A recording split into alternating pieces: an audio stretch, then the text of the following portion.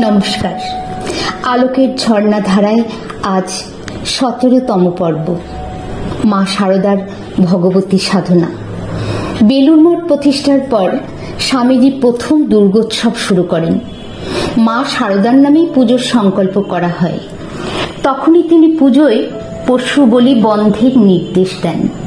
প্রথমবার পুজোয় পুরোহিত ছিলেন কৃষ্ণলাল। শশী মহারাজের বাবা ঈশ্বরচন্দ্র চক্রবর্তী ছিলেন তন্ত্রধারক। সেই পুজোয় শ্রী মায়ের হাত দিয়ে তন্ত্রধারককে 25 টাকা প্রণামী দিয়েছিলেন স্বামীজি। পুজোতে শারদা মা পশু বলি নিষিদ্ধ করায় তার বাড়ির জগদ্ধাত্রী পুজোতেও বলি হতো না। তিনি প্রকাশ্যে ভক্তির নামে নিষ্ঠুরতা মেনে নিতে পারতেন না। তবে কেউ আমিষাশী হলে তাকে মাংস খেতে নিষেধ করেননি। একবার মাঘ মাসের গোড়ায় বর্ধমানের শ্যামাচরণ চক্রবর্তী জয়রামবাটিতে মা শারদার কাছে এসে বলেছিলেন যে বলি কি একেবারে বন্ধ। শ্রীমা জানতে চেয়েছিলেন যে কেন জিজ্ঞাসা করা হচ্ছে। শ্যামাচরণ দ্বিধান্বিত হয়ে বলেন, মানে বাড়িতে তো মাংস খাওয়ার চল আছে, মানে ভক্তি ভরেই। শারদা মা হেসে বলেন, ভক্তি নয় বাবা, পাঁঠার মাংস সুস্বাদু জিনিস, পেলেই লোকে খাবে। তবে বলি নিজ হাতে দিও না। যে হাত দিয়ে খাবে সেই হাতেই প্রাণী হত্যার পাপ নিও না। মঠের দুর্গাপুজোয় আজ 16ই অক্টোবর 1912 বুধবার দেবীর বোধন। শারদা মা আজ বিকেল বেলায় মঠে আসবেন।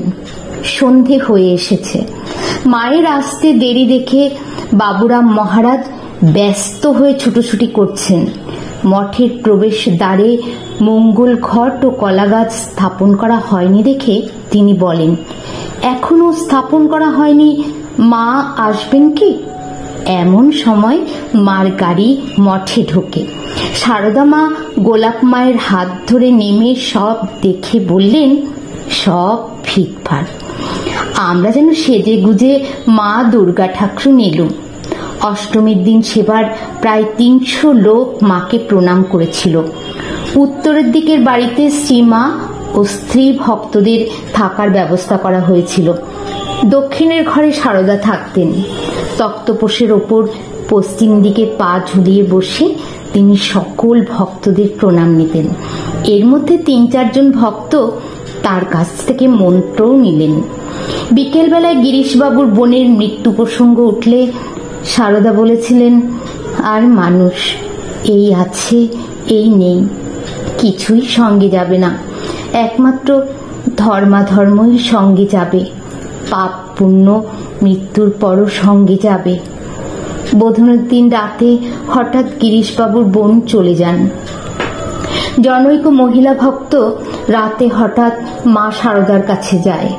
শ্রীমা ভক্তটির আগ্রহ দেখে বলেন যে এইরকম টান না হলে তাকে কি পাওয়া যায়? বিজয়ের দিন ডাক্তার কাঞ্জিলাল মা দুর্গার ভাসানের নৌকায় উঠে নানা রকম মুখভঙ্গি করে রঙ্গ করছিলেন, আর তাই দেখে অনেকেই হাসছিলেন।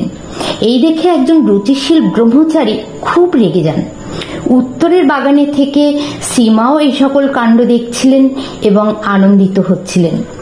শারদাকে জানানো হলো যে ডাক্তার দুর্গা প্রতিমার সামনে অঙ্গভঙ্গি করায় তাকে তিরস্কার করা হচ্ছে।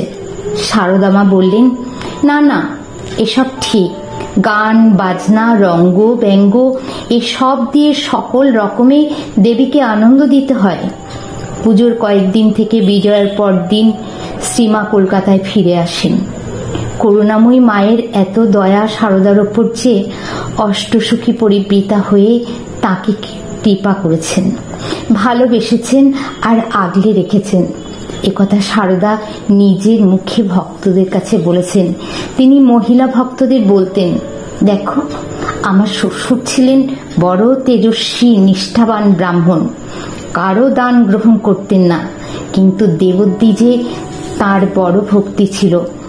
মা শীতলা তার সঙ্গে সঙ্গে থাকতেন। রোজ শেষ রাতে উঠে ফুল তুলতে যাওয়া ছিল তার অভ্যাস। একদিন লাহাদের বাগানে গেছেন ফুল তুলতে। এমন সময় একটি 9 বছরের বালিকা তাকে ডেকে বলে, বাবা এদিকে এসো, এদিকে ডালে কত ফুল ফুটেছে, নুইয়ে ধরছি, তুমি তোলো। তিনি বলেন যে এই সময় এখানে সে কে? মেয়েটি বলে, আমি গো, এই হালদার বাড়ির। অমন মানুষ ছিলেন বলেই স্বয়ং ভগবান তার ঘরে জন্মেছেন। এই কথা শুনিয়ে সারদা একটু হাসেন। 1916 সালে শ্রীমা মঠের মন্দিরে ঠাকুর প্রণাম করে রান্নাঘরের দিকে গেলেন। দুর্গাপুজো উপলক্ষে তিনি মঠে এসেছেন। বিকেলবেলায় মঠের ব্রহ্মচারী সাধুরা কুটনো কুটছিলেন। সারদা গ্রামের মেয়ে, ছেলেরা কুটনো কুটছে দেখে তিনি অবাক হয়ে বলেই ফেলেন, ছেলেরা তো বেশ কুটনো কোটে। সেই ছেলেদের দলে তখন জগদানন্দজি ছিলেন। তিনি হঠাৎ বলে ওঠেন যে ব্রহ্মময়ীর প্রসন্নতা লাভই হলো উদ্দেশ্য, তা সাধন ভজন করেই হোক আর কুটনো কুটেই হোক। সেই সময় সারদার সঙ্গেই ছিলেন ভক্ত প্রফুল্ল। সে বলে উঠল, মা, ভয় হয়, তোমার মতো মা পেয়েও কিছু যেন হলো না মনে হয়। মা সারদা তখন বলেন যে ভয় কিসের, সর্বদা ঠাকুর সকলের সঙ্গে আছেন, আমি রয়েছি, আমি মা থাকতে ভয় কি। আজ এই পর্যন্ত।